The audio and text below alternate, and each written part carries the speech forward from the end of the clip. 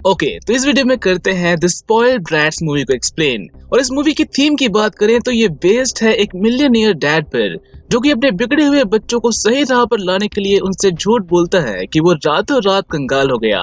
और इस मूवी की स्टार्ट होती है 3 बिगड़े बच्चों के इंट्रोडक्शन के साथ। मे भी बच्चे नहीं कहना चाहिए एज दे आर अडल्ट, जिनमें से एक का नाम होता है Stella, the princess of a millionaire dad. और इसकी बैड हैबिट ये होती है कि इसे किसी की भी मेहनत नजर नहीं आती। यहाँ तक कि इसके पास 100 से भी ज्यादा सर्वेंट्स होते हैं सिर्फ पेडिक्योर एंड मैनिक्योर करने के लिए, और उसके बावजूद भी इसे लगता है कि वो किसी काम के नहीं। और आज होता है इसका बर्थडे और इसे इस बात की टेंशन होती है कि वो उसके बॉयफ्रेंड को पसंद आएगी भी या नहीं। और इसी बात की कंप्लेन करने के लिए ये क्राई बेबी जाती है अपने भाई के पास, और इस पर्सन का नाम होता है अलेक्जेंड्रे, शॉर्ट फॉर्म में कहे तो एलेक्स। और इसकी बात करें तो ये 1 नंबर का नशेड़ी होता है, और नशे में चोर या किसी के साथ भी ठोका ठाके करने से पीछे नहीं हटता। And that woman is his teacher, and that one her daughter। और ये बंदा होता है उनका डैड, जो कि इन्हें यहाँ पर रंगे हाथों पकड़ लेता है। आज तो अलेक्जेंडर गया काम से, but wait for a second, ये तीसरा वाला तो और भी हटके है। इसका नाम होता है फिलिप, और इसकी बैड हैबिट होती है कि वो नए नए सपने देखता है, और वही सपने ये अपने रिच डैड को दिखाता है। लाइक ये यहाँ पर आया होता है अपने बिजनेस आइडियाज को लेकर, और कहता है कि हम सबको नए जूते पहनने में परेशानी इसलिए होती है क्योंकि वो नए होते हैं। क्या होगा अगर हम लोगों को ऐसे जूते पहनाएं जो कि ऑलरेडी किसी ने पहन रखे हो उनके लिए। फॉर एग्जाम्पल, वो नए जूते खरीदेंगे और हम उन्हीं जूतों को पहनने के लिए देंगे अपने सर्वेंट्स को, ताकि जब वो पहने तो वो थोड़े से लूज हो जाए और उसके बाद वो काटेंगे नहीं। जिस पर उसके डैड का पार्टनर कहता है, वाह क्या आइडिया है बेटी, तुम कच्छों के बारे में क्या सोचते हो? जो नए कच्छे हम पहनते हैं वो भी तो काटते हैं। जिस पर फिलिप कहता है, एक्सीलेंट आइडिया है, हम इसी तरह से कच्छे भी बेचेंगे ताकि किसी को भी पहनने में कोई भी परेशानी ना हो। जिस पर उसका रिच डैड फ्रांसिस उसे वहाँ से जाने के लिए कहता है कि वो अभी बिजी है और बाद में उसके इस आइडिया पर जरूर विचार करेगा। और इस बात पर उसका पार्टनर कहता है, तुम सच में उसके इस बकवास आइडिया पर पैसे नहीं लगा सकते, तुमने ऑलरेडी करोड़ों रुपए खर्च कर दिए हैं उसके एयर कंडीशन अंडरवियर वाले आइडिया पर। जिसका रिप्लाई करते हुए फ्रांसिस कहता है कि फिलिप अभी बच्चा है, वो वक्त के साथ सीख जाएगा बिजनेस करना।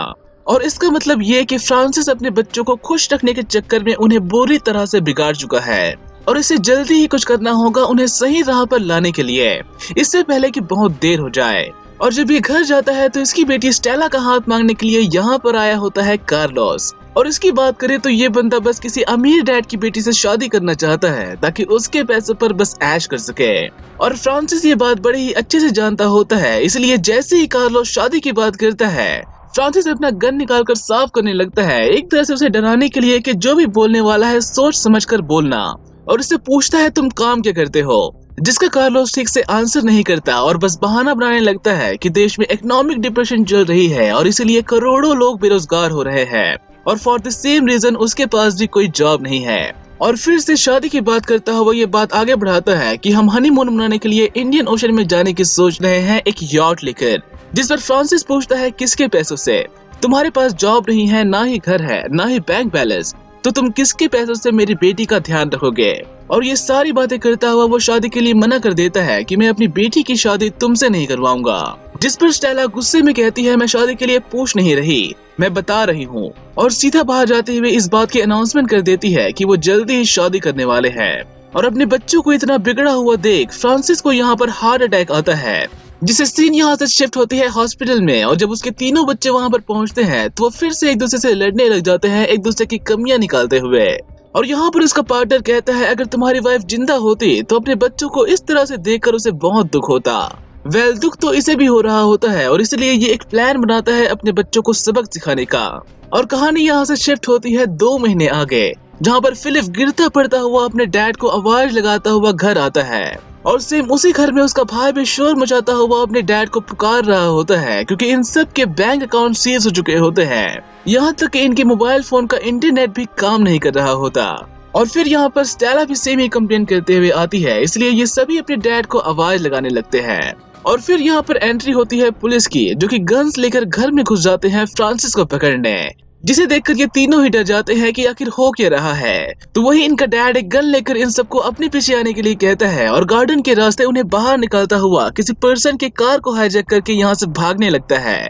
और ये सब के सब ये देखकर शौक से हो जाते हैं कि आखिर हो क्या रहा है और वो इस तरह से भाग क्यों रहे हैं। जिस पर उसका डैड कहता है कि पुलिस उसके पीछे पड़ी है क्योंकि उसकी कंपनी में फ्रॉड हुआ है और अब वो मुझे पकड़ना चाहते हैं पैसों की वसूली के लिए।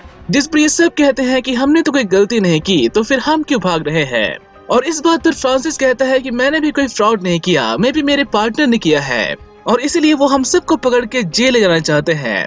और इन सब का फोन मांगते हुए उन्हें गाड़ी से बाहर फेंक देता है ताकि पुलिस उन्हें ट्रेस करते हुए उनके पीछे न आ जाए। और इन सब को लेकर जाता है अपने बचपन के घर में जहाँ पर वो पैदा हुआ था। और ये जगह एक गांव जैसी होती है, सभी तरह की शहरी फैसिलिटीज से कोसों दूर। और इतना सन्नाटा देखकर तो इन्हें इस जगह पर डर सा भी लगने लगता है। और ऊपर से घनघोर काली रात में वो घर भूतिया होटल जैसी फील दे रहा होता है। और ठीक उसी घर में इन्हें लेकर जाता है फ्रांसिस, ये कहते हुए कि इसी घर में तुम्हारा डैड बड़ा हुआ है। और कहता है कि अब हमें इसी घर में रहना होगा अंडरग्राउंड ताकि पुलिस हम तक कभी पहुंच न पाए।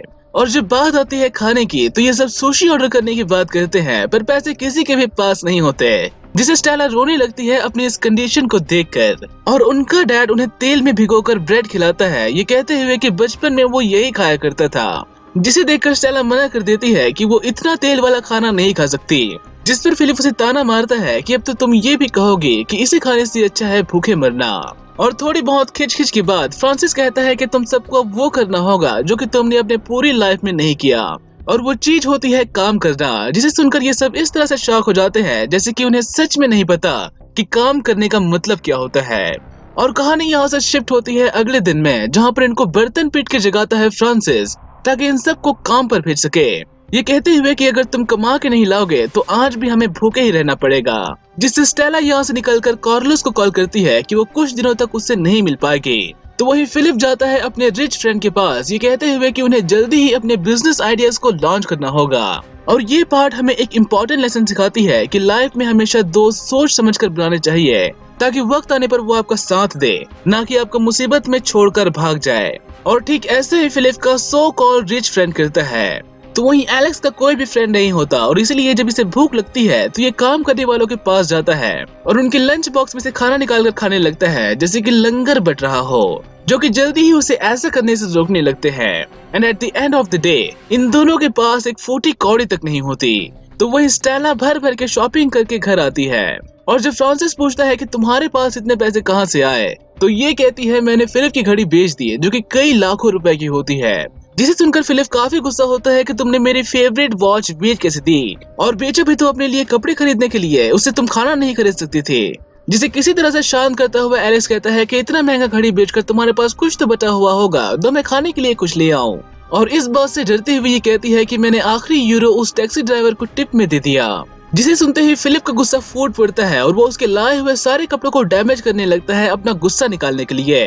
और इन्हें एक बार फिर से भूखे पेट ही सोना पड़ता है टपकती छत और जानवरों की डरावनी आवाजों के साथ। और अगले दिन फिलिप जाता है एक एम्प्लॉयमेंट सेंटर में काम मांगने, जिसे ऐसे करने में झिझक सी हो रही होती है कि वो कैसे खुद के लिए काम मांगे, इसलिए वो वहाँ से जाने लगता है बिना कुछ कहे, बट हिम्मत करके वो अंदर चला ही जाता है और खुद के बिजनेस आइडियाज के बारे में बड़ी बड़ी बातें करता हुआ सब कुछ बताने लगता है और खुद के लिए सीनियर मैनेजर की पोस्ट ढूंढने के लिए कहता है with the least salary of 50,000 euro. जिस पर ये लेडी उसकी क्वालिफिकेशन पूछती है और ये कहता है नो क्वालिफिकेशन, और एक्सप्लेन करता हुआ कहता है कि उसके दोस्त ने खुद को गिटार बजाना सिखाया था और उसी को फॉलो करते हुए मैंने खुद को बिजनेस करना।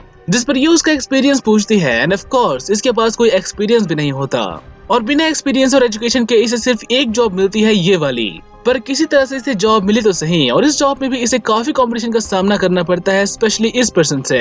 तो वहीं स्टेला जाती है एक रेस्टोरेंट में जहाँ पर उसके घर का सर्वेंट काम कर रहा होता है जिसका नाम होता है जैक, और एक्चुअली जैक ने इसे अपने पास बुलाया होता है ताकि वो एटलीस्ट उसकी हेल्प कर सके। और इस रेस्टोरेंट में काम करने के लिए वो उसे 1200 यूरो देने की बात करता है पर डे, जिसे सुनकर ये काफी हैरान होती है कि लोग बेवजह ही कंप्लेन करते हैं कम पे होने की। तो वह फ्रांसिस से मिलने के लिए आया होता है उसका पार्टनर और उसके लिए वो खाने पीने के लिए सामान भी लाता है, जिसे स्टार्टिंग में तो ये मना करने लगता है कि वो अपने बच्चों को भूखा रखकर खुद खाना नहीं खा सकता, बट बाद में वो खाने ही लगता है और ये दोनों ही बातें करने लगते हैं कि वो जो कर रहे हैं वो कितना सही है और कितना गलत। और फ्रांसिस को सुनाई देती है एक आवाज जैसे कि कोई पर्सन उसके घर में घुस आया हो, और जब वो अंदर जाता है तो उसे दिखाई देता है एलेक्स, जो कि अभी भी काम पर नहीं गया होता। इसलिए फ्रांसिस अपने पार्टनर को यहाँ से जाने के लिए कहता है ताकि उसके प्लान के बारे में एलेक्स को पता न चल जाए। और जब वो उन लॉबस्टर को छुपाने की कोशिश करता है तो उसे देख लेता है एलेक्स, जिस पर ये कहता है कि वो लॉबस्टर पकड़ने के लिए समुद्र में गया था, तुम अभी तक काम पर क्यों नहीं गए।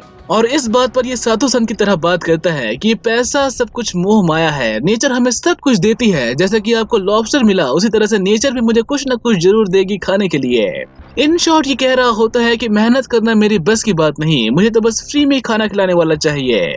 तो वहीं ये दोनों ही जीत और मेहनत कर रहे होते हैं और एट द एंड इनके पास इतना पैसा होता है कि वो खाना खा सके, जिसको दो पार्ट्स में डिवाइड करता हुआ फ्रांसिस आधे पैसे को घर की मरम्मत में लगाता है और आधे को घर के खर्च में। और सीन यहाँ से शिफ्ट होती है थोड़े से टाइम आगे, जहाँ पर ये सब मिलकर खाना खाते हैं। एंड सिंस की एलेक्स ने कुछ भी काम नहीं किया होता, वो उसे खाने के लिए भी कुछ भी नहीं देते, ये कहते हुए कि बिना काम किए तुम्हें कुछ भी नहीं मिलेगा, जिससे ये एक बार फिर से नेचर और गॉड जैसी बातें करने लगता है कि तुम सब सेल्फिश हो, मदर नेचर अपने बच्चों को भूखे नहीं रखेगी। मैं जा रहा हूँ जंगल में खाना ढूंढने, और जंगल में जाते ही वो हर एक चीज खाने लगता है जो भी उसके हाथ लग जाए। और फिर जो उसका पेट खराब होता है, नेचर उसे सब कुछ छीन लेती है जो कि उसने खाया था। और कहानी यहाँ से शिफ्ट होती है अगले दिन में, जहाँ पर फिलिप उस दूसरे बंदे से रेस लगा रहा होता है, पर जीतने के लिए नहीं बल्कि कस्टमर्स पाने के लिए। और यहाँ पर हमें एक इम्पोर्टेंट लेसन सीखने के लिए मिलती है कि लाइफ में आप रेस किसी के साथ भी क्यों न लगाओ, आपका लक्ष्य आपके दिमाग में हमेशा ही होना चाहिए। जो कि फिलिप रेस लगाने के चक्कर में भूल जाता है कि वो क्लाइंट्स पाने के लिए रेस लगा रहा है, न कि जीतने के लिए।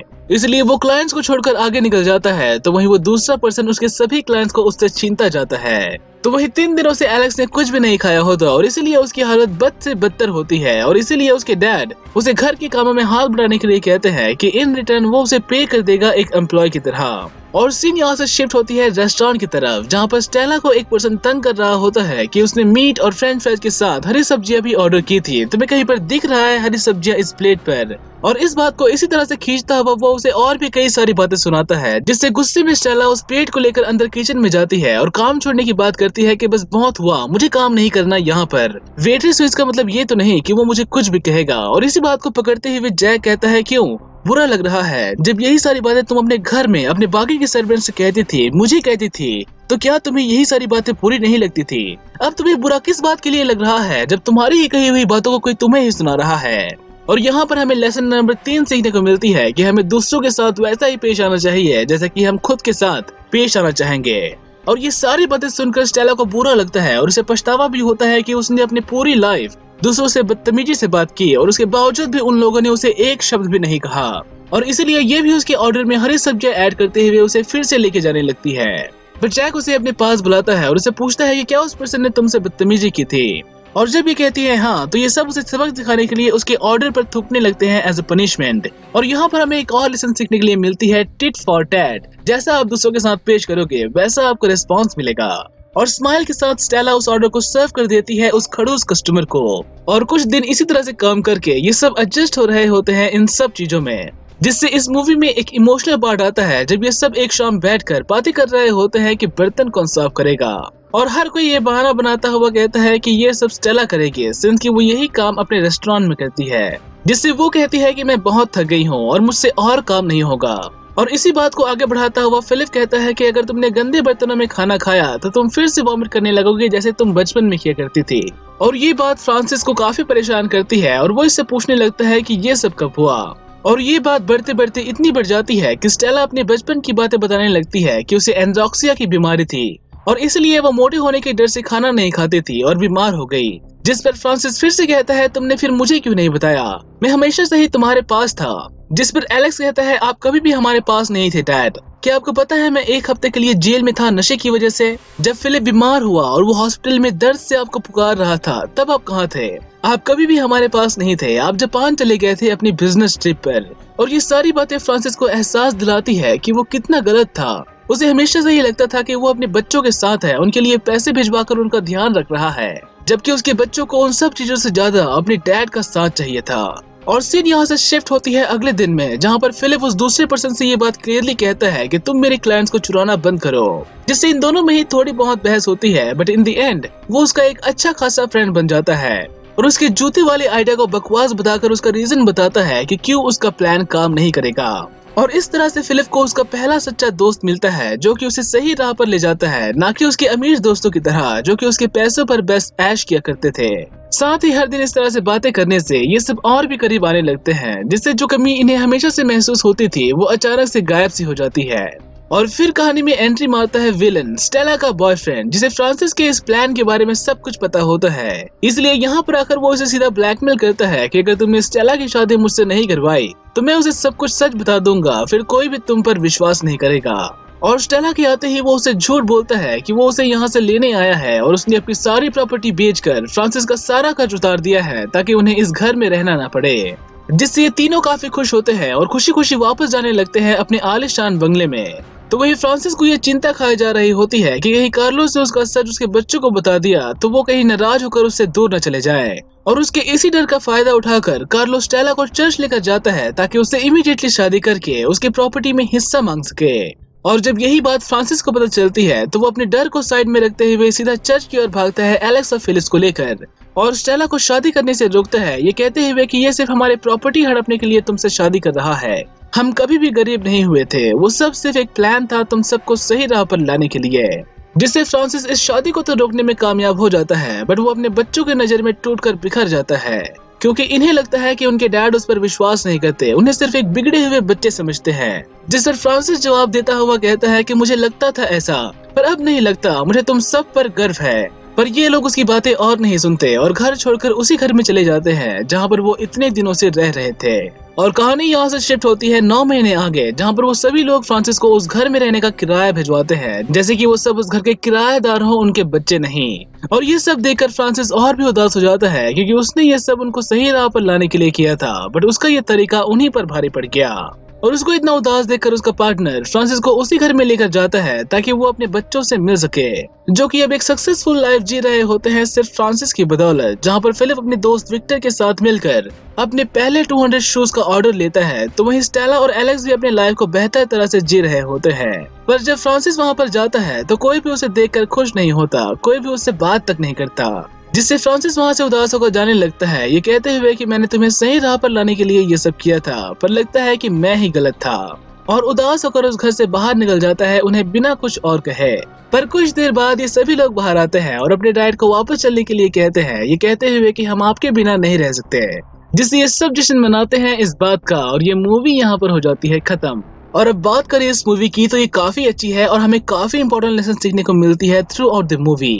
और कुछ जगहों पर अगर मैंने कुछ ज्यादा ही इंग्लिश फ्रेजेस यूज कर दिए हों और वो किसी को समझ में नहीं आई हो तो माफ कर देना, बट यकीन मानो इंग्लिश दुनिया की सबसे आसान भाषा है और अगर तुम मेरी सारी वीडियोस देख लोगे तो तुम्हें एक बुक पढ़ने जितना नॉलेज तो मिल ही जाएगा। तो मिलते हैं जल्द ही एक नई वीडियो में एक नई स्टोरी के साथ। टिल देन टेक केयर, सी या।